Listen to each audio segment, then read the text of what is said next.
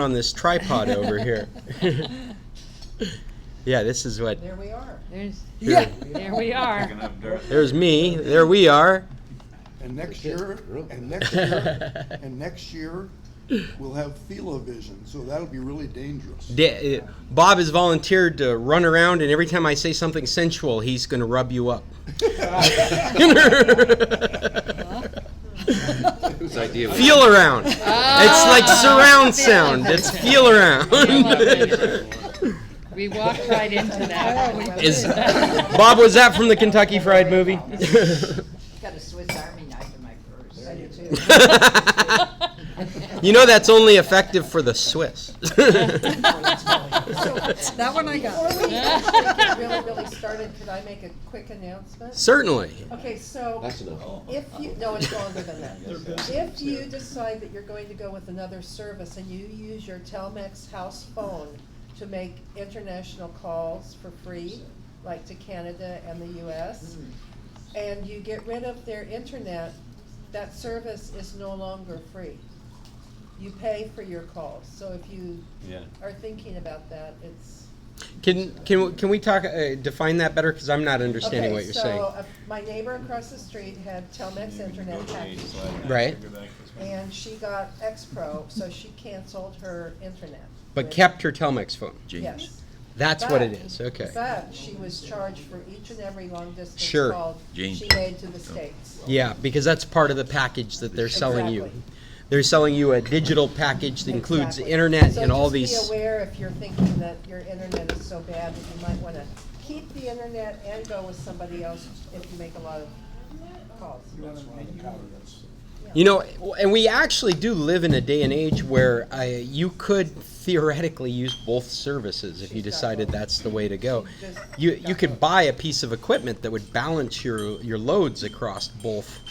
She just uses X-Pro. She just got the modem and signed up for the package, and it's cheaper than paying for the long distance call she makes to the States. I still haven't had a chance to talk to Juan, but I've invited him to come talk to us, and we just haven't set a date. I want him to come in and tell us, because I know he's done upgrades and he's doing upgrades, Right, and so he can. I'm still waiting to hear from him about when he's going to do mine. So. Yeah, so sometime in the next few weeks, I will set a date with him to come in and talk to us about So his. he just does internet, he doesn't do cell phones. No. Scott, we have a new couple at the end of the table. Oh, we do. Hey, you know what? Since it's time to start, let me just introduce ourselves, and we'll do some introductions real quick and be on with it. Hello, everybody. This is the San Carlos Computer Club. I'm Scott Stimpson from International Computer Solutions, and I'm so happy to see so many people join us for our regular meeting. We meet here every Tuesday at 9:15 to 10:15-ish. We never really know when we're going to end. This is an unorganized, agenda-free meeting, and many times it's a coffee time for a lot of us. People try and get here a little early so that they can do breakfast before the meeting and stick around and converse. I like to think of this as a place where you can meet people that are dealing with the same kind of technologies that you're dealing with in your particular situation. This is a unique niche. What we are, this community in San Carlos, a lot of English speakers in a Mexican town using Mexican internet, and we all deal with kind of the same unique problems. I don't mean any offense, but we're all of about the same generation. And so there's a lot. I was trying to avoid saying that, but we deal with a lot of the same problems, and so it's good to know that there's 3 people down here that have iPads and they're trying to make them work. It's good to know that Tequila's has really fast internet. They've got a fiber optic connection. So if you're in one of these places that has lousy internet, you know that you can come to a place like this, and people will tell it. Barracuda Bob's has pretty good internet. The Jack Snacks has pretty good internet, and you learn these kinds of things coming to a meeting like this. So these are all our unique experiences, and I like to share a lot of tech news and answer a lot of questions for people that have it. But all this happens in an unorganized form. Nobody that comes here regularly thought I would spiel out all this information just now, because I am not agenda driven. I do bring some of my own topics, and so I always have a list of things that's ready to talk about. But first, I like to hear from you all, and I see new faces. I also see Kristine's got something right off the bat. But please reintroduce yourselves. I apologize. You're Josie? Yes, I'm Josie. Nice to meet you, Josie. I remember your name because it's my niece's name. Oh. And is it Mary? Mary. Mary. Nice to meet you, Yeah, Mary. I'm a digital immigrant. Oh, well, what does that mean? I had to learn technology, but my grandchildren are growing up with it, so they're digital natives. Oh, okay. That's I an learned interesting. that at a workshop. And I see another new face down here. My name is Tina. Hi, Tina. Tina. Nice to meet you. My husband's And I'm with Charles, or Carlos, if you prefer a more Spanish twist. Well, it's nice to meet both of you. Thanks for coming to our meeting. I tell people all the time, if you sit down at our table, you're one of our members. So you're welcome. Please feel free to ask any questions. I like dumb questions because they're easier to answer. And No, he doesn't. He makes fun of people. I make fun of Ray's questions. And Bob's question. And Scott, and why this long introduction? Is this a podcast to share with the crooks around the world, or what? That's right. And this is Bob, if you haven't met Bob recently. Nickname is Michaela Bob. Michaela Bob? He always asks about the Michaela. Oh, the Maquilas, yeah. Maquilas, sorry. Maquilas. I've done things a little different. I got a cable across the table in one direction. I got a cable behind you guys. Richard wasn't able to join me today, so I'm missing some of my camera equipment as well as another tripod. So we've got a little bit of a different show going on today. All that knowledge for 10 pesos. Not for 10 days. So I have come with some things I thought you guys would find interesting, but I see Kristine's got something right off the bat. How can we help you, Kristine? Oh, I have a comment and a problem. I don't know if you saw at CES, the Computer Electronics Show. Oh, yeah. That they're now selling these 2 ear pods. You wear one, you speak Spanish, I wear one, I speak English, and it translates. Wow. Really? Has this hit the market I yet? don't know that. When I read about it, I got the impression that it was a truly CES device Yeah, but see, I don't have to learn anymore. that was I'll wait for it. was definitely going to come to market, but I don't think they're ready to put it on shelves yet. But yeah, what an amazing product! Incredible. Wow. You'd be able to stick a device in. Did you? It does kind of the same thing. Well, we do have the Google Translate app. No, well, it's an app that you speak into the phone. You know, it can reply the answer in Yeah, Spanish. it does. Yeah. That's the Google app. You know, on this thought, I'm thinking about how the Apple EarPods or AirPods, how they have incorporated Siri into these AirPods, and we don't really talk much about that. I mean, these are $200 devices, but what that tells me about a product like this is we see it in an isolated product. Pretty soon they're going to license it to headphone manufacturers so that it'll be a function you just turn on, and everybody that has a headphone that is licensed this stuff will be able to take advantage of it. I can imagine that if you were going to travel to a foreign country, you'd make sure you had those kinds of earphones with you. And if people are dealing with tourists, you would imagine that their bosses or themselves would make sure they had these kinds of earphones You have to get available the to other them. person to wear it.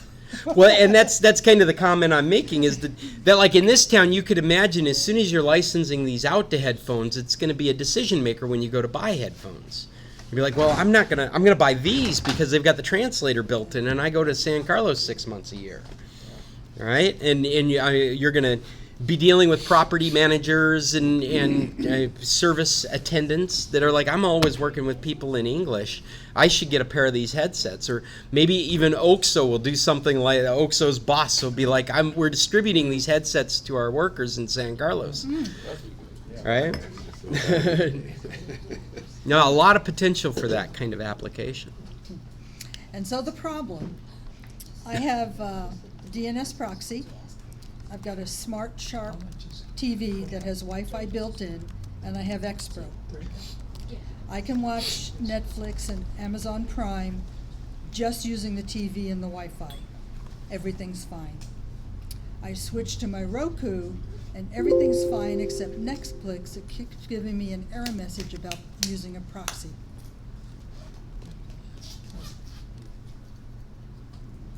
So you're using, tell me again, what did you switch over to? X-Pro. To X. So in X Pro you can't. No, I can on the TV. I just all of a sudden, I was having a problem with the Roku, and Roku said, delete the channel and put it back in. And when I put it back in, it doesn't like the DNS proxy. Same problem in a way I have.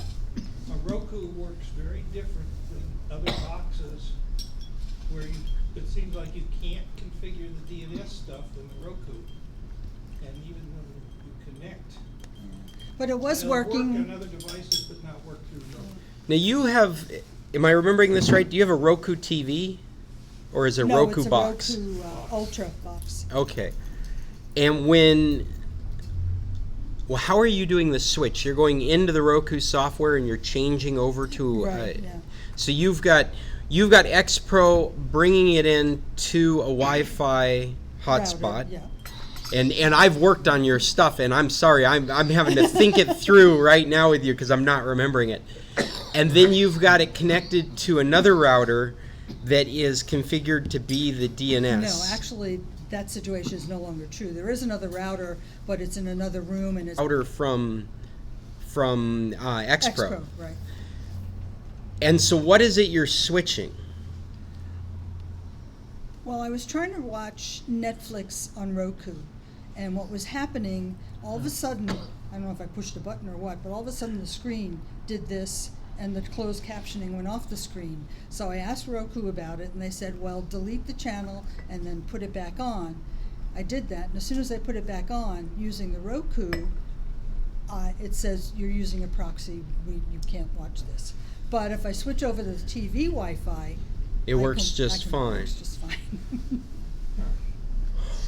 And I'm afraid to change anything, because at least I got that one program that Well- has 7 seasons that I'm trying to get through. Boy, that's really interesting. Yeah. And I'm sure, have you tried reactivating? I mean, I'm sure that wouldn't make a difference, Yeah, but I on have. smart DNS, but Yeah. I'm sure that wouldn't make a I difference. even tried resetting the Roku device.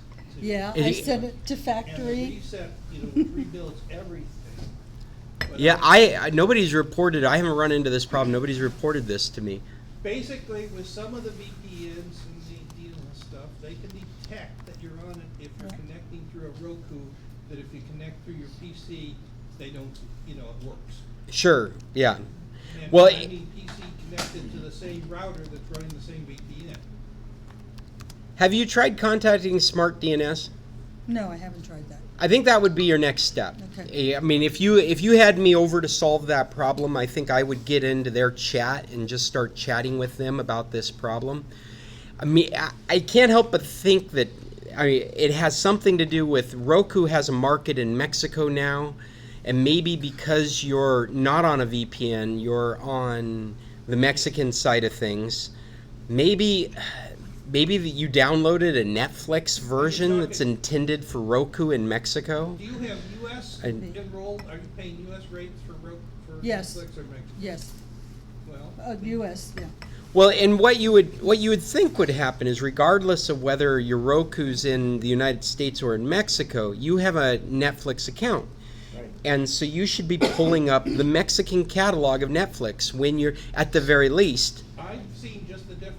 If I connect my Mexican page, to the US Yeah. site, it basically says, You can't do that. can't do that. And But if I connect my Mexican site and my Mexican router, then I can get all my US stuff. Still, it's just the same You- channel and stuff.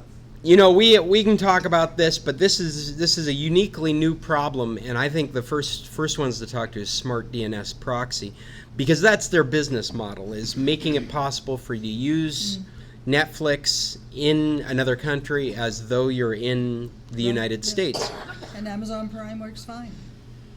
I Yeah. have a Canadian Netflix on my computer. I don't run it any other way, and when I want to use it, I just feed it through the big screen TV and watch it from the computer. Yes, but you're not using a VPN or a proxy, are you? So you're using your Canadian Netflix account to access the Mexican catalog. No, I'm not too sure about that. I get exactly the same content here as Well, I mean, we could probably do some explorations of that, but there's probably more an indicator of how similar the two catalogs are these days. And a good way to determine that is just go in and see what your ability to use English subtitles are on any content that's not Netflix content. And if it's been licensed from another, like a CBS, or here's an easy one, is does it have Star Trek Discovery on it? I wouldn't have a clue, because I've never watched a Star Trek episode in my life. Well, in the United States, you can't watch that show unless you subscribe to CBS All Access. So you pay an extra subscription fee to another service. But in Mexico, Star Trek Discovery has been licensed to Netflix. So if you are in the States and you didn't want to pay, is pick something that came from, if it has English subtitles, there's a very good chance you're in the US or you're in Canada. If it doesn't have it, then you're probably using the Mexican catalog. And the reason I say not Netflix produced, because Netflix produced programs are allowed everywhere on the Netflix network, no matter what country you're in. And undoubtedly it'll come with English subtitles, because why not? They can produce it with all that and distribute it everywhere. Yeah, I would talk to smartDNSproxy. If there was a trick to it, they would have it. If you can't do it, they would know it. Or at least that's what they're supposed to do, because that's what they're selling you. And then bring that answer back to us so we know what's going on. That's all I got. Well, I think, also ask specifically about the Roku, because I'm starting to think that the FireStick, which can do DNS stuff, tends to work different than Roku. It can't. Well, this is interesting, because one of my topics today is about the new FireStick 4K that I got over the Black Friday special. Oh, I have that. I've been playing with that 4-stick, and if you guys are interested in hearing about this, it's got awesome performance. It's a great device. I mean, just right off. $25. Yeah, in fact, I got it with a smart speaker for $49, so I paid less than half the price of those two devices for both of them. I was really impressed by the deal. The performance is amazing. When you use the remote control, there is no waiting, there's no hesitation. It feels really good to use. I'm very happy with it. And I've been able to use, here in Mexico, with Mexican internet, I've been able to use Netflix, YouTube, Kodi, Streamio. I've also been able to use Amazon Music on it without any issues. All that, and I also put a note here that I'm sure Amazon Photos works, but I haven't gotten into that. Apparently Amazon Photos has this whole thing that's very similar to Google Photos, and you can use that as your slideshow on your TV set. I've done that. But unlike Google Photos, and we were going to talk about this a bit with Bob's Chromecast, unlike Google Photos, you typically don't have a backup of photos in Amazon services. So you have to go through some extra hoops to get photos on your Amazon stick, because it's just not something you're typically doing. You don't normally take photos on your phone and have backups going to. You have to install the Amazon app, and you have to set it up for photos. And so I haven't gotten into that myself, but right off the bat, there's a little bit of friction. If you're looking for that feature, the Google Chrome is much more ready to go for most people, because a lot of people are using Google Photos as their photo backup. And I discovered that's a very simple thing to do the slideshow using the Google Chrome device.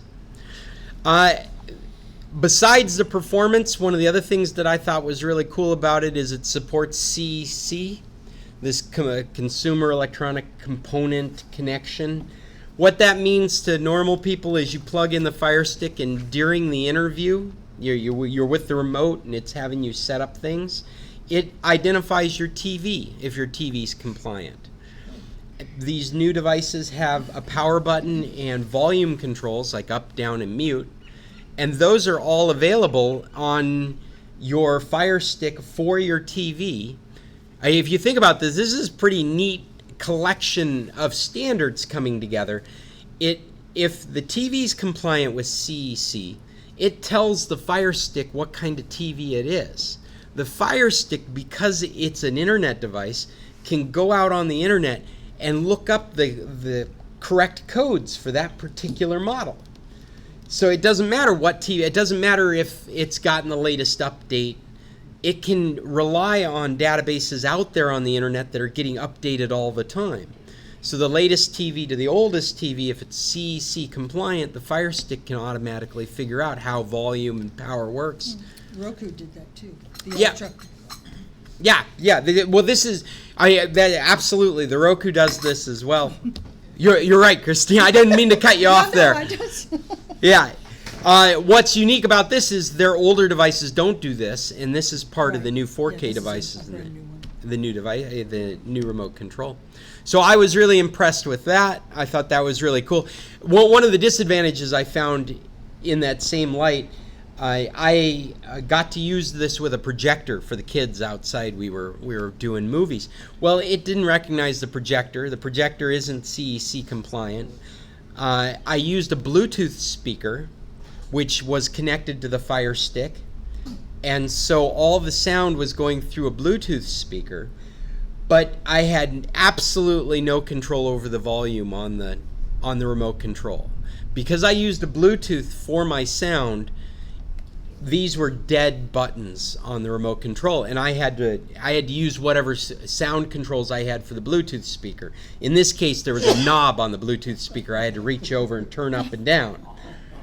You poor Right? thing. Look, you're going to feel my pain when you've got that remote in hand and you're like, which remote is it? And it's not any of these remotes. You got to walk up to the speaker and turn it on and off. One of those too. In defense of this stupid idea of Amazon's not to support Bluetooth speakers, you could get an Amazon smart speaker as your Bluetooth speaker, and then that you could just talk to. You could say volume up, volume down. So I'm sure they had that in mind when they bundled it together with my smart speaker. There are a few of us here who used to get up and change the channel Yes. on the TV. I did that on Saturday morning. Oh my God. With the knob, you turn the All knob? 5 channels of cartoons. Did you have to read something to figure it out? Yes, Yeah. there was a He- number. He Googled it. It was lit up, and it would go thunk, thunk, thunk, thunk. My father, however, had a remote. He go change the channel. Yeah. We got our TV in 1952, the first one. And my father didn't like the sound of the commercials. So he got 20 feet of 2-wire cord, took the back off the TV, broke into the speaker circuitry, and installed a push button switch. Oh yeah. And it went across the living room to his chair, and he would turn the sound on and off with that switch.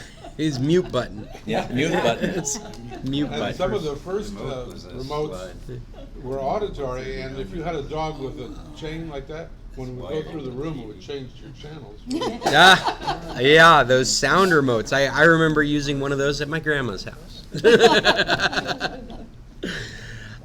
So I have told you most of the things that I've liked about this device.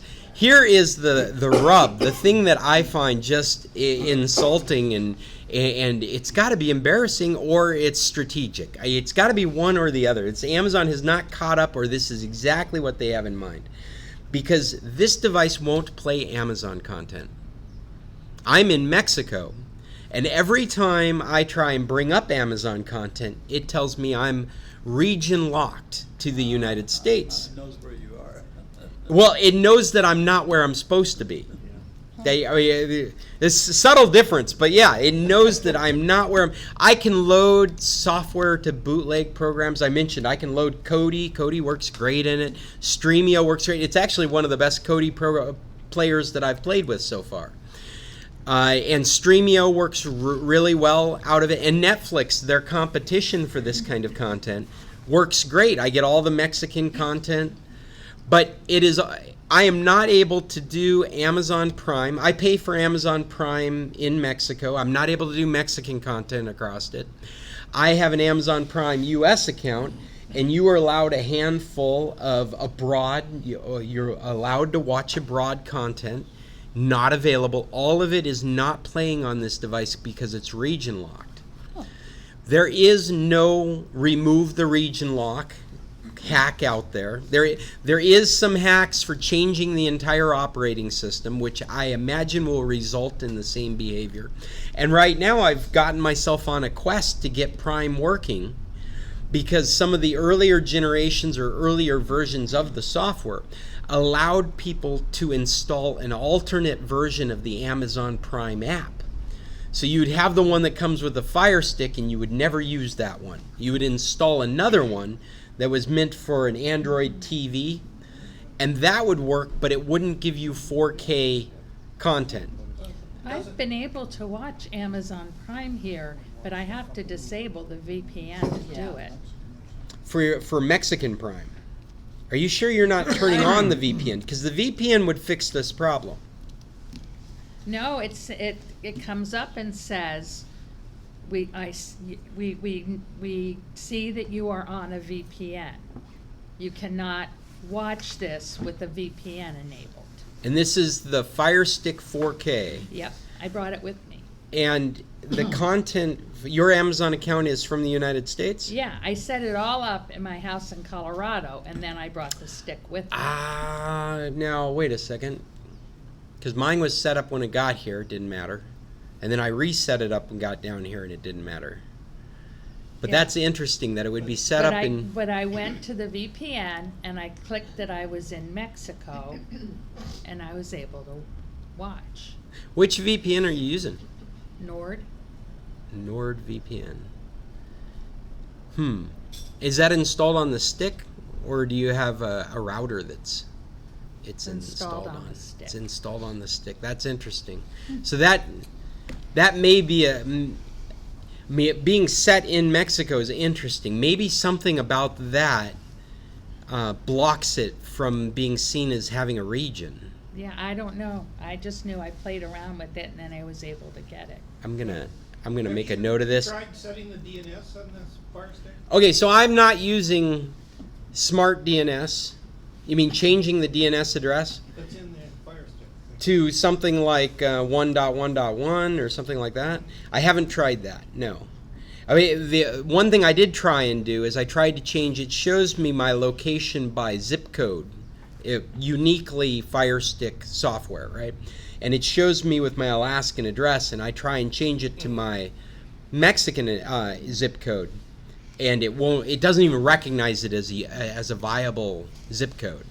Instead of saying this is not within our region or giving you any, it's more like Sonora or Guaymas doesn't exist. San Carlos doesn't exist as far as this FireStick is concerned. It's like I have typed in a bad number. That's what it's like. That's because the area code here is the same as Tucson. Well, I'm talking about the zip code. The zip code, the 85506.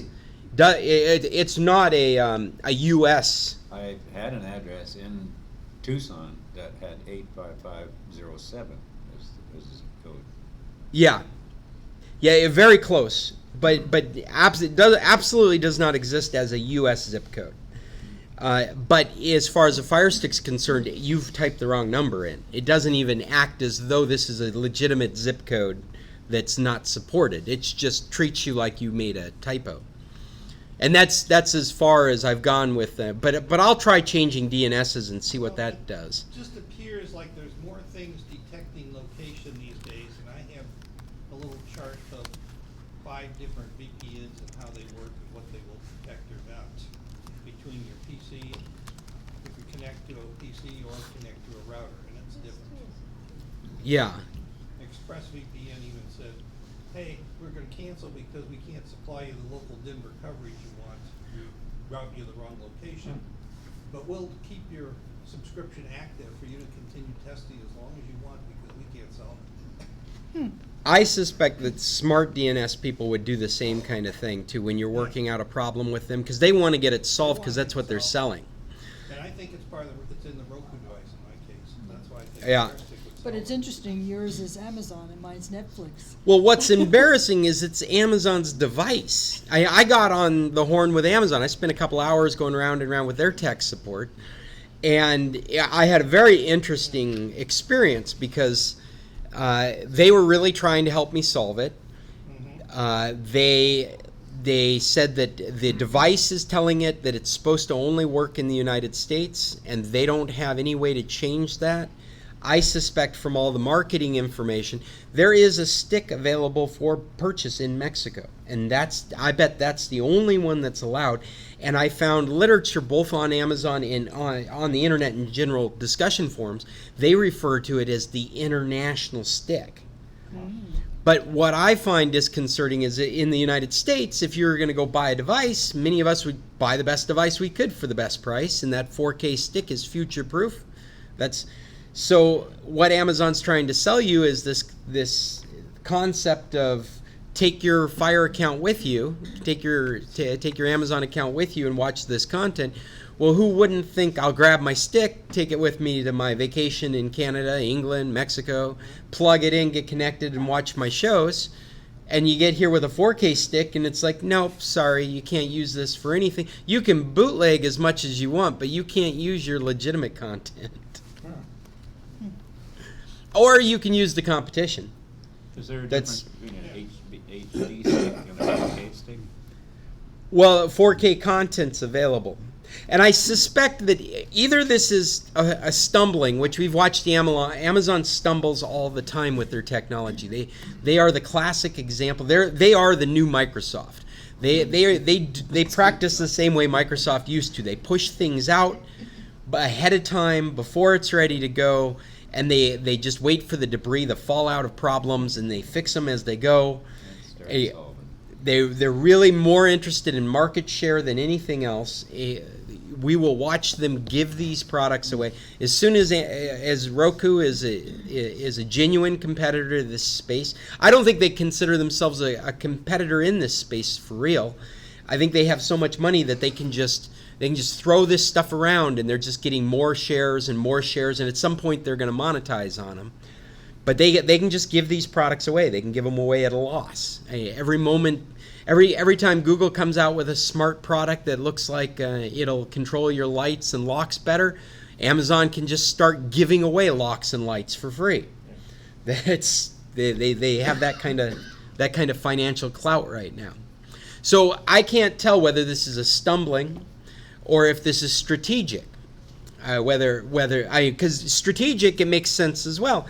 If they don't have servers in this country ready to provide 4K content, and they know the majority of connections in this country can't support 4K content, then strategically they're not selling 4K devices, then they don't have to catch the fallout of it not working in this country. So, anyway, I guess what that all comes down to is I love the device if you're in the United States. It's a little sketchy. This is the FireStick. This is the FireStick 4K. Yeah, and it is so much better than the original. That international one has a hesitation in it when it loads. Just the action on the buttons. You're click a button and wait, click a button and wait, start an app and wait. There's all this wait, maybe frozen. Should I reboot it? I mean, your mind goes through all these. I've dealt with a lot of them, and what happens is you don't learn. You learn the device. You learn the hesitation. You learn this hurry up and wait kind of mentality when you're using the device, and you get used to it and you become accustomed to it. But with this 4K, it's just right there. You hit a button and it goes. It is such a great performance of equipment. And I've been messing around with it hardcore for the last week and a half. I finally had time to sit down and be messing around with it. And who knows, by the end of my experience, maybe I will be like, bring me your 4K and we're going to load a different operating system on it, because these would be great devices down here if it just didn't have this blocking on it. I also know that the smartDNS would solve this problem. If If I just enlisted the smartDNSproxy service, I would have access not only to Amazon abroad content, but the U.S. content without any problems. Scott, most of us here retired, we're in no hurry. Yeah. You don't mind waiting. Well, I appreciate Mary's experience. I know you're using a FireStick. Are you using any Amazon content across it? Yeah. Yeah? And is this the abroad? Because it has a listing there that says Amazon abroad. No, well, it doesn't say abroad. It doesn't say abroad? But don't you have to test both FireSticks, the international and the US one? Yeah, well, that's what I'm fairly certain that the standard stick, the one that's HD, it's not 4K, is the international. I think that's what they use as the language. That's what I got. Yeah. And so the international stick, I would expect it to give you access to the U.S. abroad category, or if you pay for Mexican. Do you pay for Mexican Prime? So I would expect that content to be available on that stick as well if you're paying for Mexican Prime. So has anybody here run into that Hugo who sells Fire Sticks here in town? Do you know? Hugo. Yeah, he sells at the Yeah. market, at Brascotti Because Market I- every Huh. He was over at a place where I was and was showing people how it works, and it's he's readapted the stick somehow, jailbroke it or whatever, so that it's loaded with all kinds of stuff. Yeah, well, and that's my point with this. You don't have to jailbreak this. You can load it full of all these programs that we use for watching TV shows and services and stuff. That's not the issue. The issue is Amazon content with the 4K stick specifically. But I just wonder if anybody knows which one he's selling. I didn't ask him, so. Is this the fellow that's at the Saturday market? I haven't seen him there. Yes. I was told if you That's buy what's one, on. buy it in 4K, Yeah. not in HD. Yeah, from him? No. From anybody. Oh, yeah, but he didn't say that to you. which stick? Let's find out. Let's find this Hugo guy and find out which stick he's selling. Because I mean, there's some real advantage to being able to do that. Now, I have to say, if you are interested in using Scott's service, Scott Bailey's service, that Radiosity for watching TV, well, he's got sticks as well. And so, and that's another route to get a Fire Stick. And I haven't checked with him. I'll ask him which sticks he's selling too. He's the guy that told me that I should get a 4K. Did he have 4Ks? He gets them, he said, about 6 at a time from people who bring stuff back for him. Okay. But that's usually all he has, so that it doesn't take longer to disappear. Okay, so Scott's selling the 4K. I mean, not only are you future-proofed when there's finally 4K content, but the performance of them is just crazy. It's like night and day compared to one of the standard sticks. If you've been using a Fire Stick from before, you'll just be blown away by how well this 4K stick works. It works better than my Android TV. I'm ready to replace it. I've got it loaded up with all the things my PC uses in my entertainment center. I'm just about ready to just plug it into and turn off the PC because it's handling everything except Amazon Prime.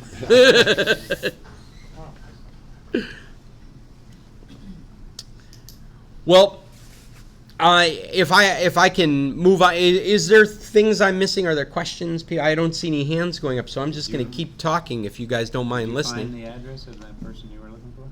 The guy that sells the Fire Sticks? Hugo. Hugo is the name. I haven't looked for it, but I'm If put you it. do, can you put an address out on the emails that you have? It's on Viva, Oh, it's on I Viva. think. Yeah. That's where I saw it. I have a question, sir. Yeah, it's there. Yeah, certainly. It's kind of off the wall, kind of different from what we've been talking about. I'm an old public health man. I've been hearing a lot about this 5G that they're going to. And I hear conflicting things. Some people say, man, this can cause some real problems. Other people say, don't worry about it. Me, I kind of worry about it because I know how the government covers up things. That's just me. And, it seems like, especially with the younger people, there's this giant rush to technology. And I'm not commending or condemning. 5G may be the greatest thing since sliced bread, but I just want somebody who's somewhat expert on this, I think. What is your take? Do you think nothing to worry about, or there may be some real potential health problems. I mean, this is just going to be everywhere, so people can't say, "Oh, I'm not going to be affected by it," because yeah, you are. If it is indeed something that can cause some kind of health issues. Well, you know, we've talked about 5G quite a bit in this group, and I'll repeat what I've reiterated in the past about what I know about 5G, and that it's all based on a frequency range that is called non-ionizing radiation. And every study that they've done on this type of radiation so far has shown less of a threat.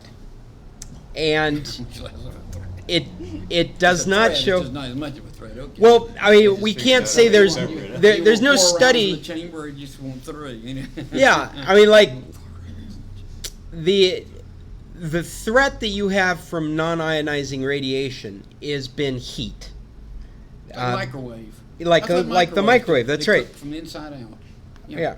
So you're not considering. I mean, it's the same threat you have from fire or from your stove, right? Or from boiling water. It's that kind of threat. It's superficial tissue damage that you're worried about. Say again? It's not a radiation. Well, it's not fair to say it's not, because it's absolutely a radiation. All our radio waves are radiation. Heat instead of But it's not heat that it radiates. What it does is it excites molecules, and those molecules move, and the movement creates the heat. That's why there are certain things you can put into a microwave and they won't heat up. I mean, you can actually go buy. That's what a microwave-safe dish is. It cannot heat up. It doesn't have the right kind of molecules to be excited and create heat. But the food does. The food has water molecules in it, and so these kinds. Wow, I don't mean to digress into this stuff, but I'm kind of a nerd about a lot of things. No. So my takeaway is you're not overly concerned about it. Well, at this point, I think we should always be studying these things, but I'm receptive to the idea that every time they study it, they see less of a risk from it. I mean, I think there is something to be said about having waves up here all the time. I wear Wi-Fi headphones. I wear Bluetooth headphones all the time. I've got Wi-Fi radiating around me. I definitely want it studied. But the radiation that we traditionally have come to be concerned about is the kind of radiation that makes other things radioactive. And that's breaking the molecular bonds of atoms. And when you do that, it's so devastating because when you bring something that's had that happen to it against something else, then that something else is starting to have its molecular bonds broken down. And it's that kind of ionizing radiation. It's that kind of stuff that alters DNA and alters RNA and causes mutations and causes cancers and people die from. And so traditionally, those are the radiations that we're concerned about. And this non-ionizing radiation has never caused us a problem. There's plenty of non-ionizing radiation examples across the world that are found in nature that we just deal with. But 5G has brought this discussion up again because of the amount of congestion that it's going to cause of this kind of radiation. That we're going to. We saw a number last week. We were talking about if you look down the horizon and saw a cell phone tower, if it was going to be 5G, you would see 4 more towers for you to be able to take advantage of those speeds. They're also talking about gigabit speeds with 5G. That's going to take us from the gigahertz into the, well, it's all gigahertz, I'm sorry, into millimeter wave size. And for that to be functional, those devices have to be much closer to us. And I've used the example before that like a skyscraper used to face a cell tower. Now you're probably going to have antennas on the corners, maybe like every 10 stories to take advantage of those kinds of speeds. So that's a lot of congestion that's going to be around us. But so far there's nothing that really shows a legitimate health concern. What was that item you put on? I'm sorry, I giggle. I say, except for our own hubris, is what I come back to is somebody like me going, don't worry, it's gonna be fine. And oh well, maybe it's not. After we've got, he compared it to sliced bread. which used to be good for us, but it isn't anymore. That's a good point. It was. What was that item you put on there about some gadget that's being sold with built-in malware? Oh, you see that up here? I saw it somewhere on Facebook. Yeah, I mean, I suggested it as one of our topics. Do you think we've covered that pretty well? Yeah. The 5G. I know it's still kind of up in the air, and you can't give a definitive answer to everything, but. Well, and I want to see if you guys run across articles about 5G, health-related articles. I mean, first, please, let's use credited sources. I mean, things that I'm going to respect Mayo Clinic before I'm going to respect Mother Jones, even though I read Mother Jones. I just, I mean, I want to see. They did a lot with chemical exposure, and we had standards that you go by. And I remember one thing was the chromium exposure, because Boeing sprayed a lot of chromium paints, and there was a standard for it. Let's say it's 100 micrograms. So you go out and do our air test. And we said, oh, it's 80 micrograms. So you guys are fine. You're below the standard. Yeah. Then guess what? 2 or 3 years later, research comes out. They change it to 50 micrograms. Now I have to go back to tell this gentleman, you have been overexposed. I told you 80 micrograms was okay. Now we're down to 50. So all those years that you were at 50 or 80, and I told you that was okay. Now we're at 50. Now you're overexposed. Now we got to put you in masks. Now we got to put all kind of ventilation in. Yeah, that's what I'm thinking. Now, how do I tell that guy? And he asked me, now am I going to have some effects from this? Because I've been exposed to 30 micrograms more than what you're telling me now. Yeah. How do you reconcile that with somebody? That's what I'm concerned. Huh? Why? Yeah. Well, that's what Boeing told us, and I was doing it. I was going to say, you're not going to get anything but wise-ass remarks from this group. Those aren't the kind of questions we answer seriously. That's why I bring that up, because you hear this research and it comes out. Eggs are a classic example, too. Eggs are fine. Eat all the eggs you want. And no, you can't eat any eggs. Oh, the eggs are fine. No, they're not. Yes, they are not. Finally, I just said, I don't care what you people say. I'm going to eat a reasonable amount of eggs, and if I get heart disease, well, sorry about that. I mean, I'm just tired of going back with all these experts to say one thing one day and something another day. I mean, I'm sorry to get on the soapbox. They just galls me up one side and down the other. Well, on that note as well, I was saying about credited sources. I would never look at tobacco research from a tobacco company. I would never look at 5G research from a wireless carrier. I would, Or from a flat earther. right? Yeah. To begin with, I wouldn't be on that YouTube channel. Oh, it's exciting. It's really good. Well, what Gary was bringing up was a topic I proposed on Facebook that was a real callback for me, because I remember this happening in the Obama administration, where they started subsidizing smartphones for low-income people so that they would. I mean, the idea was to bring them up to a level where they can get a job, they can find job interviews, they can so maybe they don't have a steady place to live, but they've got a steady phone number to answer to, and they had access to the internet. Well, it turns out, and this was discovered in December, that these phones that qualified for this program have malware in them.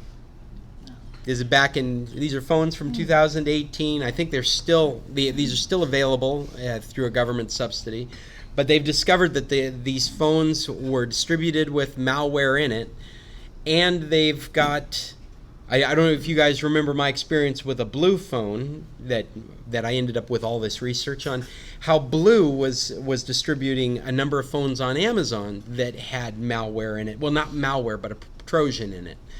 They had used a piece of software called Wireless Update that the distributor of the software, not the manufacturer of the phone, had a tie-in and was able to push out updates through the Wireless Update application. And it was part of the operating system and could not be removed. And that's what they've discovered is also in this phone. So there's a malware that comes, and then there's this piece of software used for updates that is in third-party control. So the manufacturer can't control what happens across that piece of software. I bring it up because I thought everybody would appreciate the shock and gasp of the government-sponsored phone having malware in it. I don't see any solution to it. The experts out there, I did a little bit of research, and there are some developers of Android software that do this kind of thing. There is a generic Android operating system that you can flash your phone and put this on. I did not see anything where this has been going on for a long time. I didn't see anything about it as being a cure for this. At the very least, a wireless update program, because what I learned from the Blue experience is they were never able to get that out of the operating system, even when they were able to change it to a completely different operating system. For the phone to work, for it to identify its hardware, it had to have that shim in it. And so no matter what iteration they put on these phones, that shim of compromise was always part of it. And consequently, that whole line of Blue phones is not used for anything anymore because we're all so aware of it. They can't be sold on Amazon anymore because everybody's aware of it. Developers, hackers are not interested in using those phones because they're not able to pull that shim out of it. And what I read in this article was that if you try and pull this out of this government-sponsored phone, it'll brick the phone. The phone will just stop working as a phone. So there's a whole slew of people out there using these government-subsidized phones that are at great risk of security compromise. They're at immediate risk because it is malware that is installing apps on their phone and shooting advertisements up at them that is not. The users? What's that? Is there any indication by before the Buying a flagship phone that was infected with this stuff, and and there is a whole slew of Chinese phones back in 2016 to 2018 that were getting sold with these kinds of compromises in them. And a majority of them, you could not blame the manufacturer. The best you could blame the manufacturer for was being competitive in a very competitive market, because they were bringing you a phone that was so cheap they were not in charge of the operating system. Let's change that. You don't get something for free. Yeah, well, these weren't free either. These were subsidized, But but you can get, you can get these problems. My point was you can get these problems with some of the most expensive phones out there. In Blue's case, they weren't in charge of their operating system. They had to outsource it to a third party to be competitive, and it was the third party that was doing this. You had a question back there? No, nothing to add. I have a question about computer glasses. Let me finish. I'll put a link to these on the website if you're interested, because so many of us use Malwarebytes. This is a Malwarebytes issue. Malwarebytes is the ones that discovered this going on. Malwarebytes has approached the company. They've been trying to get comments from them. They won't tell them. And the phone is built for Virgin Mobile, which is owned by Sprint. And so Malwarebytes has also approached Sprint about it, and Sprint's official position is we don't see these as malware problems, which is very suspicious of a company that has done licensing agreements that, like, we're going to use these tools to make sure these apps are always getting on these phones. And it's also very suspicious of, we will subsidize a phone with the government, and the government decides that these tools are okay on these phones. So I suspect this is going to become a bigger issue, and now that we're aware of it, I've got a feeling this is going to blow up. This is going to be a Sprint US issue that we're going to find out that this, behind closed doors, this is the way this has gone down. Kind of very, very similar to what they're trying to get Apple to do with the encryption key, to open up your phones when they want to. It's going to blow up in that kind of issue. And now I'm done. Again. No, I was just curious. I'm in the market for computer glasses, that have a magnification in them. But then you go out online and they have all these different coatings, blue coatings and so forth. Which is the best kind of computer glasses to get? Yeah, I'm definitely not an expert in that, but I did go to that free optical test that they had over the weekend with Mary at the coffee shop there. We bought new glasses for my kids, and we found out one of my kids, she was complaining about extra blurry vision, and we found that her prescription had worsened, and so she's in line to get some new glasses. And I got myself checked out because for the last 3 years I've had to use reading glasses, and It's called getting older. this is why I make fun of Ray's questions. That's why you got my glasses. Call it presbyopia. Well, and it has felt like it's gotten worse. It's called getting older. Thank you, Ray. And so I just wanted, I wanted to do that thing where it's nothing serious. It's not diabetes. It's just, and just verify that these are all normal things. And that's what they did for me. And they were selling a blue light protection. My kids had that on their glasses before, from what I understand. If you go into the optometrist, they typically they're selling this stuff, and so they've got a blue light protection lens and one without it, and you can see how the blue light passes through one. And they had that there at Mary Mary's, so you could see how what they were selling would block the blue light. The blue light is all about the your what do they call it? Your circadian rhythms.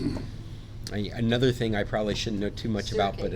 Circadian? Thank you. See, I don't know a lot about it. Yeah. So your circadian rhythms, it has to do with when your body thinks that it's getting dark and when you can go to sleep. And so that might be a real concern for you, or you might be somebody where none of that affects your body clock. I know from my personal experience, I grew up in Alaska. My body clock's all over the board. You know, it absolutely does not matter when the sun goes down for me. I'll go to sleep when I'm tired. I'll wake up when I'm not. I do get a kick out of the screen adjustments. I do have it on my phone to the eye protection to go to yellow when it reaches a certain time. But for me, it's more like that's your alarm that you've been on your phone too long. It's time to say goodnight. And I let my laptop do it as well, but I seldom see it on my laptop because I've already made that decision with the laptop earlier on in the day. I'm done with it. So I don't have a recommendation, but what I did learn that I didn't know from that experience was that you should pick reading glasses that will allow you to use your screen as well. And I didn't have to be progressive then. I don't know. Yeah, just change I just change my, well, that's what I'm planning to do, because I just got these glasses. And these glasses were kind of amazing because they, you know, had all the bells and whistles on it, all the coatings and everything. And if I don't wear them, the people at the other end of the table look blurry. Mm-hmm. And I'm only using them for reading. They're really only bifocals for reading. But because of the coatings that they put on them, everything else clears out. Oh, that's interesting. I thought it was. I hadn't heard that So before. happy.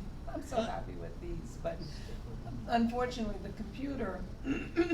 So your prescription hasn't changed, but you're No. thinking that the clarity. Are you sure it's just not scratches that were causing the blurriness? That's the reason why one daughter's getting new glasses. Everything's blurry because her glasses are in such bad shape. Glasses, everybody looks blurry. When I put them on, everything clears up. Sure. Yeah. Or you could do the opposite. But there's nothing in the glass other than the coatings. So you don't have bifocals. I do have bifocals. But for it's just reading. glass. You don't have a prescription. Just pass them down.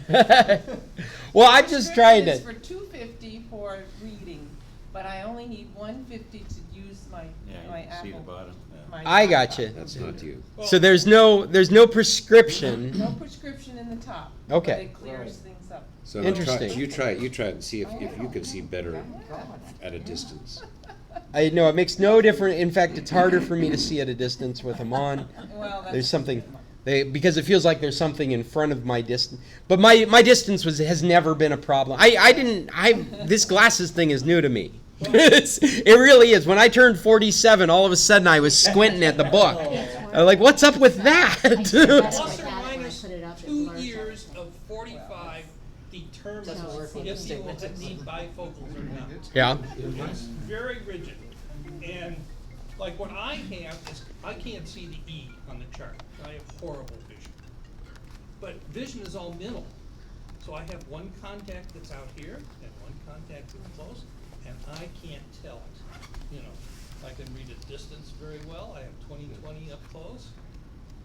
You know, But because the mind basically determines and figures out what you want to use. It's very interesting if you get into the psychology of it. Well, what I can add from my experience was I've been using reading glasses at 1.5. She said, and she gave me something to read, and I could read it just fine, and it wasn't as fine without it. And then she had me hold it out where my computer monitor would be, and I never use reading glasses for my computer monitor.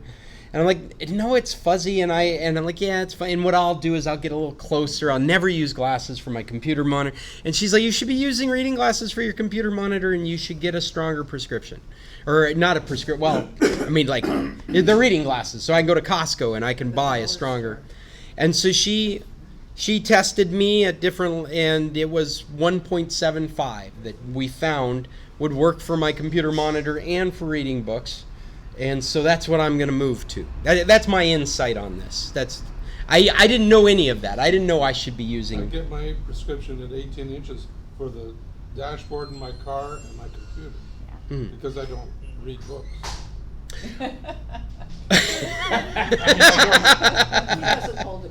I don't hold a book at 12 inches. This is becoming an honest meeting. I'm Paul, and I don't read books. Scott, you're gonna lose your thingies.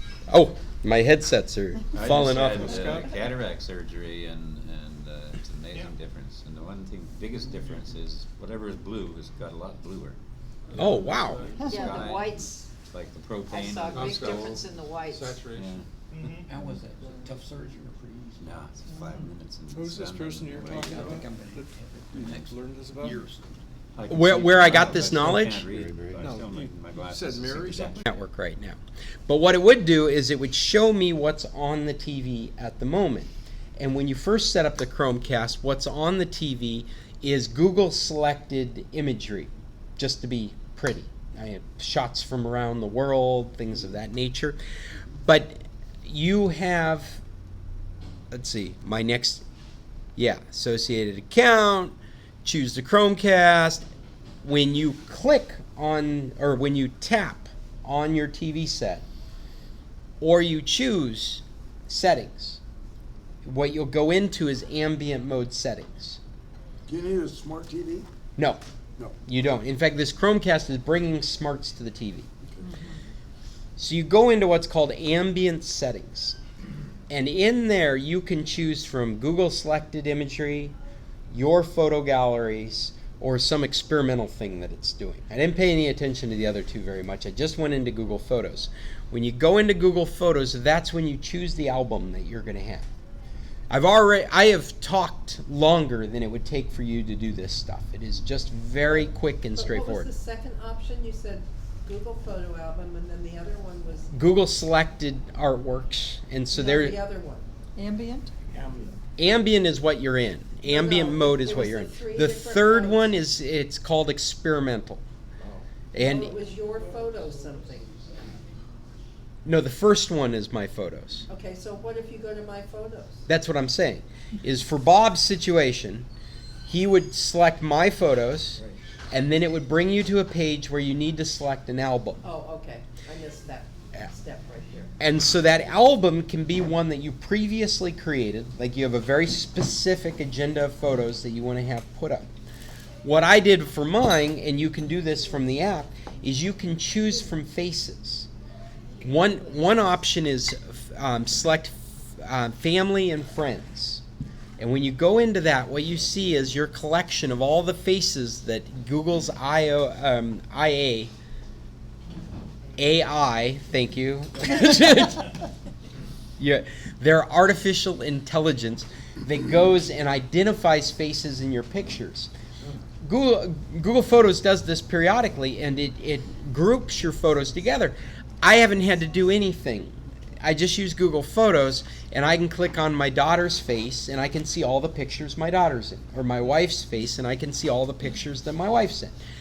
And so I selected family and friends, and it gives me the list of faces, and then I was able to pick my wife's face, my daughter's faces, my mother-in-law's face, my parents' faces, and I say okay, And now it has created an album out of all those faces.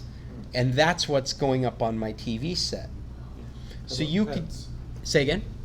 Pets. You can do pets. Yeah. I think your pets would have to. Gosh, that's a great question. I'm gonna put that down here. Can you do pets? Because I swear to God, I read something about pets, but now that I say that, I don't remember what was involved in it. Pets on Facial recognition. Google, for pets. Chromecast, photos. Because somewhere there is a pets option in these AIs for photos, and I don't remember where I read it. You said it, and I immediately had this flash on it. It's either Google Photos, or it's Microsoft Photos, or it's Apple Photos, but one of these is also including pets as part of the AI. But why do I have to use my photos through Google? Why is that something? Because it's a Chromecast. Okay, but That's there's it. no way around that. There's no way around that. Just like I started talking about the Amazon Stick has its photo, Right. you have to give your photos to Amazon to get them So on your I am TV. giving my photos to Google when Yeah, I do that. yeah, and actually, I mean, to be fair, we've talked a bit about Google Photos in the past. I think it's an awesome backup option. There is always, with Google, any Google service, you have this privacy ethical thing, this dilemma that you have to deal with in your soul, whether this is things that you're supporting or not. But most of these features don't work well unless you've given up this bit of privacy. And if you're using the Chromecast, I can tell you how to use it for photos without giving up your privacy, Bob. You just sign up a new Google account, and only the photos that you want on your Chromecast go into that account. And that's the only Google account you're using. Is this any different than Airport, the app? Yes. I think what you're referring to is the AirPlay function from the Apple devices. If you were to have Yes. an Apple TV and you're using an Apple phone, then you can have your Apple pictures go over to the Apple TV. Okay, that's Apple only. That's Apple only in all that aspect. Now you don't. If you were to buy a new TV, there's a good chance Apple TV comes with it. I don't know if photos can go over to that TV using that Apple app. Okay. If I was Apple, I wouldn't allow it. If I was any other company but Apple doing the same thing, I would totally allow it. But the way Apple does things, I'm certain that they wouldn't allow it. It would be, but it's really surprising that they have an app on other, like they've licensed their app now with Samsung TVs, Vizio TVs. These new TVs coming out are going to do Apple TV. So they're doing some different stuff. So maybe, but I would doubt it. But what you could do with the Chromecast, if your goal was the Chromecast is cumbersome. You don't have a remote control. That's why I like the FireStick. I can hand the remote control to my wife or any guest in the house, and they can figure out what they're doing. With the Chromecast, the idea, and I've had this experience a couple of times with customers, you go into their Wi-Fi network and you are invited to cast to their Chromecast. And that's really what's going on, is you have a display in your home that your smaller displays can use. So the idea is everything you're doing is happening from your phone. You can watch a Netflix video on the Chromecast, but you start that procedure with Netflix on your phone. You don't have a remote control to go look into Netflix. You can project up onto this display a Chrome window. Whatever the web page is you happen to be looking at, you can project it up to the Chromecast. But the intention is you're doing it from your laptop, or you're doing it most likely from your phone, or maybe from a tablet. So it's cumbersome in that regards. It's not. But if you're going to do it for a slideshow on your TV, I've immediately started using it for slideshows. Because Google Photos is so effective as a backup solution. I use Google Photos on my phone. My phone is my main camera, and I don't want to lose any of those photos. So I allow Google Photos to suck up all those copies of all those photos from my phone into their services. Well, they're immediately available to me on the Chromecast. So I stick the Chromecast in the display that's in our bedroom, because that's one of my workstations. I've got a computer there, and I've got a button that switches it over to HDMI 2, and now HDMI 2 is just photos of the kids and family. And when I want to use that display, I switch over to HDMI 1, and now I'm ready to use the display. And that's how I've gone forward, as it's my digital picture frame. So is Chromecast really passé and FireStick is really taking over? Not necessarily. It's more the mindset behind them. I think the FireStick makes a lot of sense to, like I said, for the folks that want a remote control.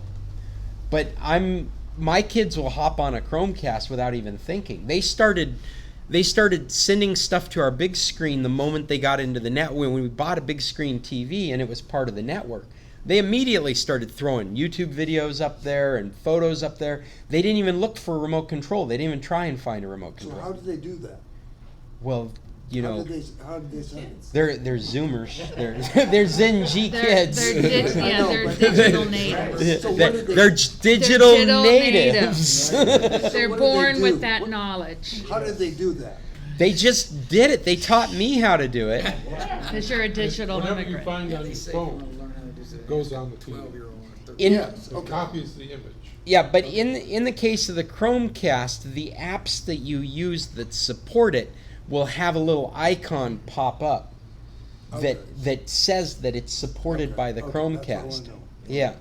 And if you wanted to get any web page up to the Chromecast, then you would have to do it in the Chrome browser. And now, you know, what's interesting is that many of you may not be, many of you are using Chrome, I know this, but some of you are using Firefox, or maybe using Opera, or they're using Edge that comes with Windows 10. All of these are, or soon to be, all based on the same engine as Chrome. And so they work with the Chromecast.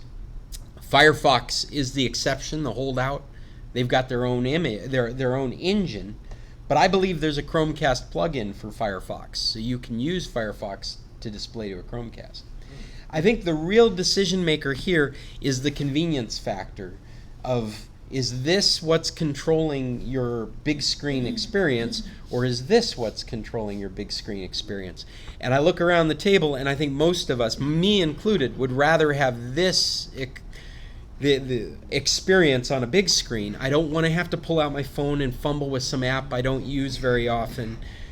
But my kids, they don't care. They use this for everything. And so adding a big screen experience to it is just a button away. You say that Chrome takes our images and puts it in the cloud. No, Google Photos does that. Google Photos. Does that mean we lose any kind of protection on the use of those photos? No. Copyright protection? No, as far as I understand at the moment, your photos will be used for things like facial recognition, like for training facial recognition algorithms. Well, who knows where that technology will end up. It also, I mean, one of the things it is in the cloud. Because it's in the cloud, law enforcement can get warrants to search it. I mean, the warrantless searching has stopped, or supposedly has stopped. So they can't go fishing. Ideally, they have to have a reason, and they have to give Google a warrant. And Google has a position where they typically, or at least their front-facing position, is they fight warrants. That it has to be a reasonable warrant, but at the point of a warrant, it's Google determining whether it's reasonable or not. If Google looks at the warrant and says, "Oh, that's reasonable," then they'll give access to that information. So it's subject in that manner, but they're not selling your pictures. They're not using your pictures for advertising. They're not putting your pictures on Google promotions. As far as I understand, that none of that kind of stuff is going on. You haven't given them that kind of permission. And the Google backup, scenario for photos, it's unlimited at a lower quality photo. So you take your photos at whatever quality you do. Google allows you to keep them in Google Photos for free at a lower resolution. I argue that that's a great thing to do because it's free, because it's unlimited and free, and most photos you take, the quality doesn't matter. Most of the things that, I mean, most of them are like, here's the kids at the beach, here's a selfie of me with my wife. It's more pixels than you need. Right, most of the things you're doing already have more, that's a great way to put it. You've already got more pixels than you need for the experience you're trying to get from it. You're not trying to blow these up as paintings to hang on your wall in your house. Oh, yeah? But if you are, Yes. then if that's what matters to you, then you should already be investing in a better backup solution. You should already be paying a subscription fee, because you can do that with Google. You can buy a subscription fee to give you a certain amount, like a terabyte of space, and then you get the full quality of the photos. So if you're using this as professional media, then you should already be considering these other mechanisms of storage. The majority of people that I deal with are just you and me. They're people that are taking photos on the cuff. 90% of their photos don't matter. They would hate to lose any of them, but the quality of the photo is not affecting their experience. And so install Google Photos and allow it to back up, because if your phone gets stolen and you don't have a backup solution, you've lost all those photos. So with a 60 or 65-inch TV, you don't need good photos? Let me say that at a 60-inch TV, which is what we've got in our house, you are not going to notice the difference. Depends how far away you are from the TV also. Well, it's also an indicator of how high a quality what's stored for free is. I mean, it's a good indication of how many extra pixels we really do have on these devices. You know, I thought it was really silly for people to watch movies on their cell phone, you know. And then I realized that if you take that cell phone and hold it up against your TV at home, it's the same size image. Yeah. Yeah. I got out of the habit of keeping a screen right here to watch large, like to have the full screen movie experience until I got reading glasses again. And so now I can have the screen right here, and it's like I'm in an auditorium. Yeah. So have you seen those things that are like they play harmonica with? They go around your shoulders and they hold That's it. what you need, right? Yeah. Yeah. The kids have these Xbox game controllers that are now compatible with their phones as well. So they get them for the big screen to play games, but they've got these, like you were talking about for mounts, they mount the phone right on top of the game controller and they can play the game. So do they have the VR stuff? Not yet. Yeah, my kids don't, not yet. We did get one of those goofy cheap ones where you put the phone in it. Yeah, we got one of those. Did you try it out? Oh yeah, I've tried it out a couple. It's all right. I mean, it makes you a little nauseous if you move too fast with it, but I mean, it's an all right experience. It's definitely worth the price. If you already own a phone that will do that kind of stuff, then the headsets are like $20. I mean, it's basically an enclosure. Yeah. Okay, now I use this to take some pictures. So I have those pictures in here. But now I got a new computer and I've loaded pictures onto the computer. They're on my phone too. How is that working?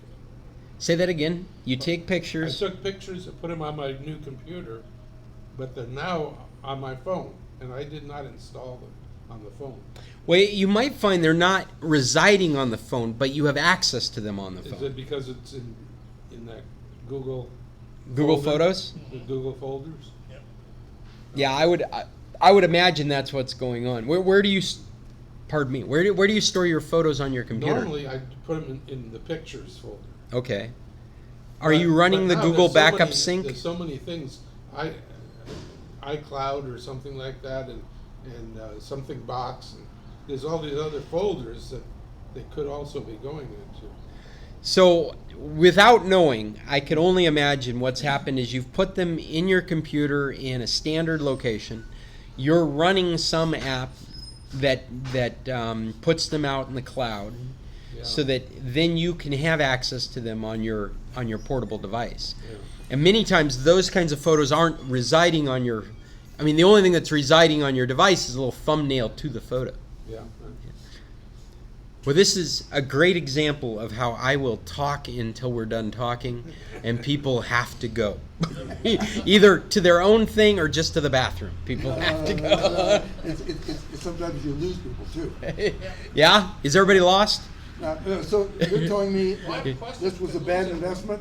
No, not at all. Not at all. No, I think it'll work for you. If you're concerned about the privacy issues of storing your photos at Google, then or basically you have to have a Google account, right? But what you could do is you could get a Google account specifically for that device.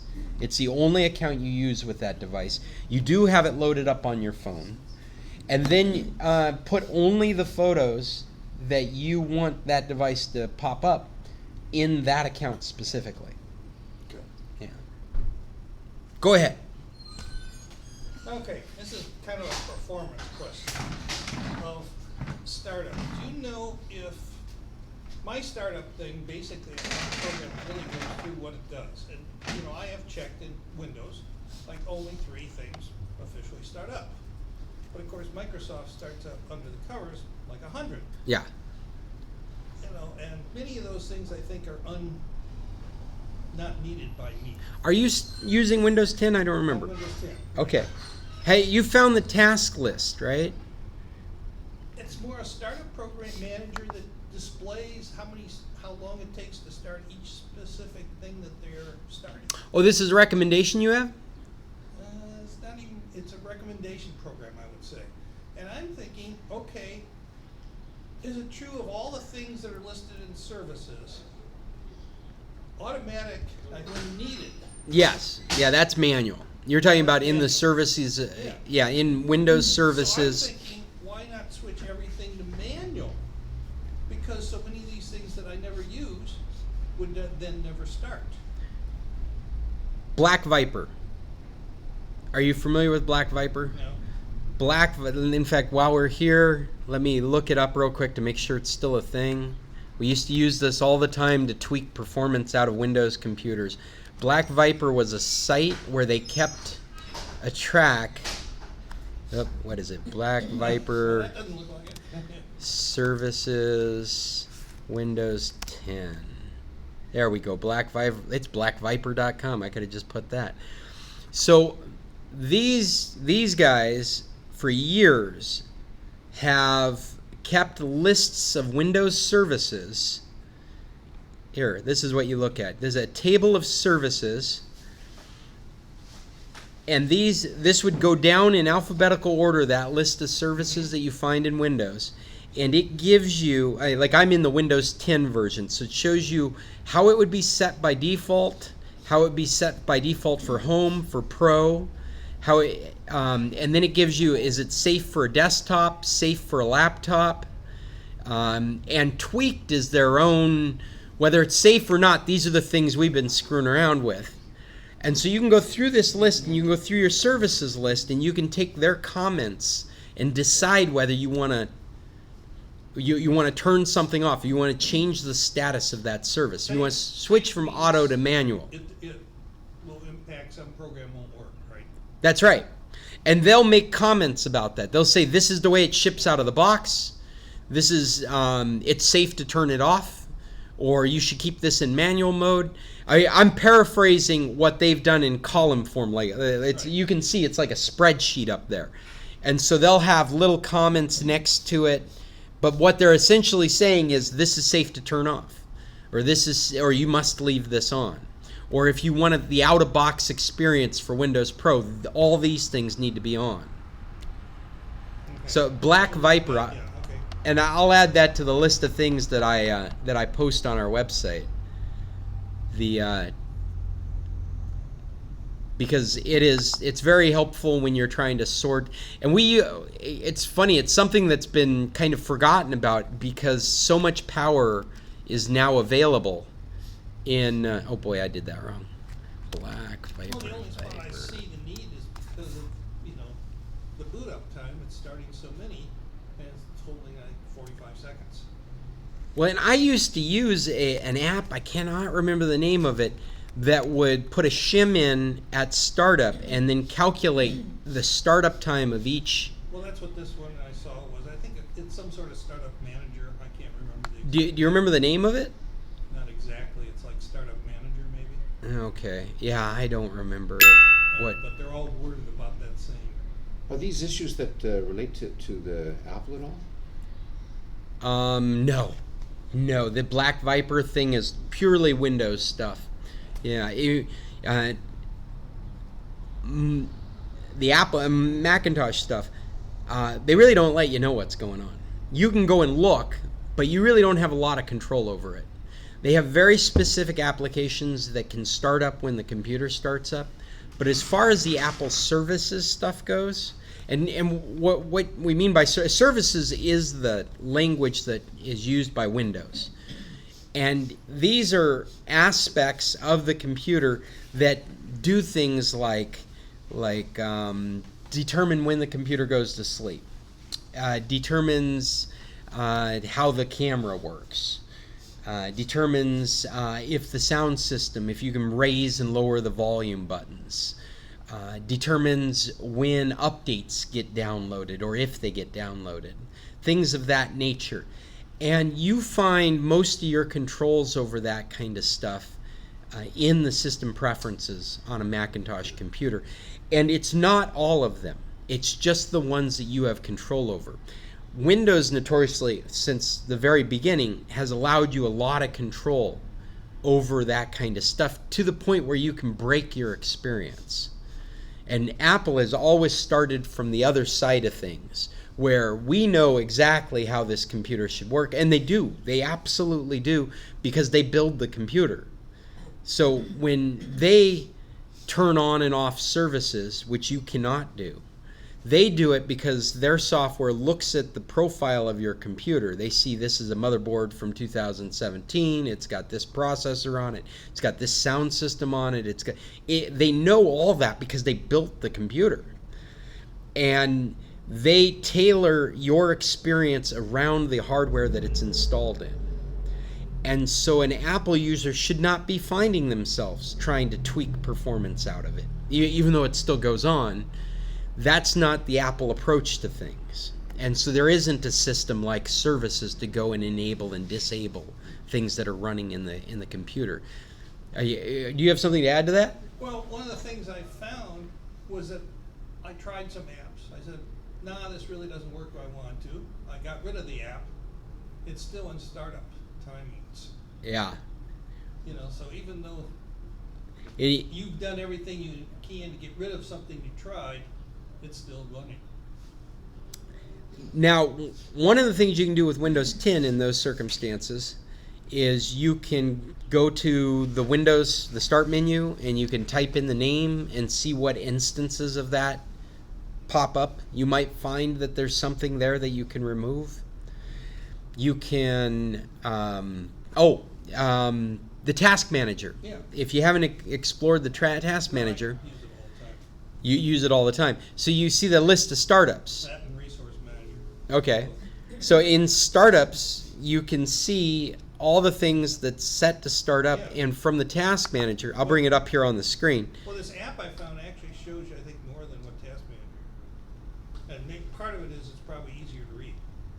Well, what's beautiful about this is people with very little experience can go into the Task Manager, look at what's starting up, and they can make a determination and enable and disable these items from startup. I mean, I've disabled it, but yet it shows up taking time going through the startup routine.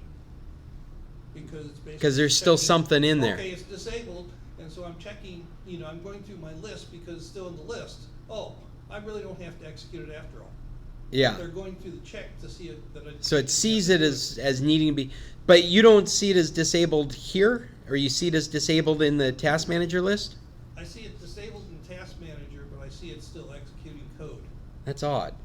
Yes. Yeah, But still, it's Windows, and you, I know, have a lot of Windows experience going back generations of Windows. Not as much Windows experience. That's the problem. It's other computer experience. Well, but you know from your previous Windows experience that, and you started out this conversation about how there's dozens of places that Windows starts up applications. Yes. And so Windows 10 has become the best at corralling all these into, and still they're out there. There's They're the much better than, yeah. in that regard. You noticed in the same thing, you've got a list of services here, and you can't do anything with the services from the task manager. You have to go into Windows administration stuff to start turning off and on services like you were talking about. But at least they're corralled under the same area so that you can be exploring those as well. And again, Apple doesn't have... What Apple has for startup is if you look in your login, under System Preferences, under your users, you can go into Login Items under your user account, and it'll list the things that you're telling your computer to start up when you start up the computer. And that's the most control you have. And typically there's one or two things in there, and occasionally something's gotten left behind. Like maybe you installed Dropbox and you uninstalled Dropbox, but because Dropbox requires to be running to work, it'll put a shim in there to say start up Dropbox when the computer starts up. And then you end up with a little icon up here in the menu bar. Well, even if you uninstall Dropbox, it may leave that shim in the startup items. Antiviruses are a good one to do that too. If you installed an antivirus in your Macintosh and you uninstall it, it may still have left the menu icon. You might even still see the menu icon in the bar up on the right, but you know that program's not installed. You know you got rid of it, and and you know you're not running it, but it's still got the icon. There's a good chance that shim is in the startup items. And to get rid of the shim? You go into the startup items, and from there you can remove it. It's a little minus sign. It'll take it out of there. Well, another one that comes to mind is, do you know how Windows really works as far as how it prioritizes the CPU? Is it purely interrupt, and if it comes to a faster, higher priority interrupt, it quits? Or does it kind of timeshare? Okay, this one runs so many milliseconds before it goes to the next, or is it let that task go to the end? Man, I'd be very careful messing around with that stuff. Well, but that determines how you make changes that help your performance. Yes, and I agree, and there are cases to get into that. You had the overall. But I would not generally. I have definitely had experiences where I was playing with that and just the computer blew up right in front of me. When I changed the priority of the CPU, all of a sudden I had a blue screen. And then I was dealing with a situation where it would start up in blue screen, and I had to go into a safe mode to switch it back. Yeah, for the benefit of others, basically the computer I have the most experience is one that's extremely slow trying to get new things going because it was doing so much security checking and things that made it run very solidly and never failed. PCs, on the other hand, seem to be oriented just the opposite. They could care less about kind of the security implications, they just want to get it running. Yeah, that's definitely the foundation of Windows, is just make it work first. Likewise, business computers instantly back up everything somehow. They write it to disk so it's saved. Mm-hmm. PCs tend to say, oh, when we're done with this thing, we'll write that whole block of data out at once. Now, that's not good enough, so they every so Well, often- and really you're talking about the difference in the foundations of operating systems, not necessarily foundation business operating computers, but Yes. I like an example of that would be like Linux or Unix specifically doesn't write anything. Yes. Even though they're used in big corporate environments and they're used in scientific endeavors, their whole foundation is diskless to begin with, and disk is secondary. Everything gets written and run in memory. And so if you pull the plug, there's a lot of work that can just all of a sudden disappear from a Linux or a Unix computer, because it's So all... that's why you need it backed up. That's, yeah. And actually, the Apple computer, the Macintosh computer operating systems are fundamentally the same thing. It's based on a Linux distribution, and everything that's happening in an Apple computer is sitting out there in memory. Apple uses a hard drive format called a journaling system, and what it does is every time you make a change, it makes a tick in the operating system, so that you have this ongoing ledger of every change that's happened, every app that's opened up, every keystroke that you've done, so that if you lose power, the computer goes back to that ledger and starts rebuilding everything back to where you were before you lost power. So many times if you kill the power on an Apple computer, you can hit the power button and you'll watch it just all come back. Every app will start right back up, right where you were will come right back in front of you. I would guess an 85 to 95% accuracy. I know that I run a virtual machine on my Macintosh, and that never starts back up right where it was. Everything else around it, my email, my web pages, everything comes right back up to where it was. But my VirtualBox machine doesn't come back on. I have to do all that manually at power loss. But yeah, and actually the Windows 10, I don't know if you've noticed, is doing some of that now too. Mm-hmm. You can leave Windows open, web pages open, and apps open, and restart your computer, and many of those will come right back to where it was when you restarted the computer. It's been fascinating to watch because Windows users have wanted it since the very beginning, and it's finally happening.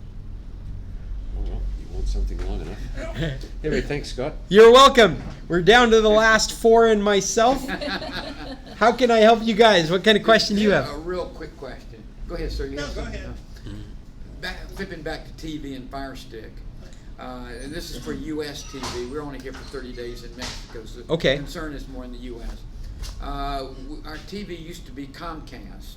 And we got it cable, and we got it, and it was on a promotional, and it was really good. After a year or so, then it ran out, and the price skyrocketed. We called Comcast, and they didn't even want to hear it. It's like, take it or leave it. And we told them, now we're retired, we can't afford it. We went to DirecTV, same thing happened. So we were hearing about Roku, and I said, well, yeah, you can get it, but you got to pay all these subscription services. Then one of her friends told her about FireStick. You get this FireStick, you plug it in, you get everything free, and it's just great. So I called my son, he's one of the electronic natives, and he said, yes and no. Right. He said, you get a FireStick, if you just plug it in, you're not going to get everything. You got to program it some way. Mm-hmm. I said, oh, great, well, you can help me program. And he said, well, not so fast. He's like, yes and no. If you do that, it's illegal. And he said, I would recommend that you just, I want to get CNN and Fox News.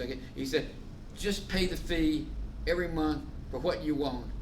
Yeah. And you get the FireStick, but whatever it won't give you, don't monkey around with trying to do some illegal programming on it. Just pay the fee. It's not that much, but we don't want to pay the fee. Well, you we don't want guys to go to jail either. You guys have come to the right club because we debate about this kind of stuff all the time. Just offhand, the legality is not the concern, with the exception of if you're running on an internet provider that's tracking that kind of stuff. And it's not the majority position, but there are some internet providers out there that are paying attention to where your traffic comes and goes. And if it sees it as being illicit traffic, then they've been known to send a letter saying, this is your first warning, you've got 3 warnings. If you get caught doing this again, and there's off your internet service or something? Yeah, that's right. We'll call the FCC and then send the nobody FCC SWAT team. Nobody. It's all cover your ass stuff. Yeah. It's they're not going to send law enforcement after you. There isn't law enforcement that would come after you for this kind of stuff. It doesn't exist. We don't pursue that. These are commercial endeavors that pursue that stuff. Civil court cases, and there's only been one to date. I think there's only been one case that was won. Does that sound right? Sounds right. Very low. Yeah. Don't forget you're talking the legalities across borders. Again, well, he's talking about in the United States, though. In the United States, not in Mexico. He's talking strictly in the United States. Within 30 days, I can take or leave anything in Mexico for 30 days. But back in the States, that's back in the States. Different. So there isn't a criminal aspect that you're concerned about when using these illicit programs. There isn't you're not facing jail time. You're not facing paying fines to the government for something. That's never happened. The only thing that has happened is civil cases of companies suing people. Well, which shows are you trying to find? Yeah. Well, Fox News. Well, right now we have an antenna. It just scoops whatever's out in the. I would like to get Fox News and CNN. I get the right side, I get the left side, and the truth is somewhere in the middle. Right, but according to FireStick, what my son said, FireStick, just get it out of the box and plug it in. It isn't going to give me those. I have to subscribe to them. And he said it's not that much. He says my recommendation is that way you don't have to pay for a lot of And stuff. this You is don't in the use it. US, you're Just talking pay In the for the US, ones you yeah. want. And it's $10 a month or $5, whatever it is. Just pay it and One be done with thing, it. That's think what about, that's what his think recommendation. about using lowcast.org. No, Huh? lowcast.tv maybe? Okay, it is illegal to take the broadcast that comes across the air, pick it up with an antenna, and rebroadcast it unless you are a nonprofit. Lowcast is a nonprofit. Low cast. So is Lowcast, So Lowcast, I have 12 different Denver channels because it thinks I'm in Denver. Now Lowcast is only available in like 18 cities. Okay, we're in the Portland, Oregon area. I don't know. Iffy. Iffy. You know, you go to Lowcast, I think it's lowcast.tv. And if you're not in is one it, oh, it's specific area, it shows L-O-Cast, it L-O-Cast. L-O-C-A-S-T. It is, Watch your local, oh, because it's for local broadcast TV for it free. That's it. rebroadcasts your local stuff. There's one in Seattle. Okay, you have to be in the Seattle area. Yeah, we can't put them. And you use a VPN to make you appear as though you're back home. Yes. And so then it allows you to use So it I for your have Denver channels. ABC, CBS, NBC, PBS, We get you most know. of those channels with antennas. all those. See, we don't down here, and so it's one of the things that It's people are really like concerned with 50 here. channels just You know, And free. antenna. So it just So- pulls it out of the air. We don't So pay anything. let me put a sign off, but I got a little bit more information for you. It's just I got to shut this down. Oh, sure, go ahead. Thank you guys for joining us today. Our regular time, 9:15 to 10:15 here at Tequila's every Tuesday. Join the San Carlos Computer Club. If you've enjoyed this, then check out our website at sccClub.org, where I post recordings of all these meetings. We also post on YouTube. We have a YouTube channel. Check out our Twitter at sccClub.org. You can find all that from our website. My name is Scott Stimson again from International Computer Solutions. If you're anywhere on the internet needing computer information and help, I would appreciate you getting a hold of me, Scott at internationalcs.net, or you can call our offices. Locally, it's 226-0209. If you're abroad, country code 52, area code 622, phone number 226-0209. Until next week, tech on. Save that, turn that off. So you don't type it. It's a voice thing. You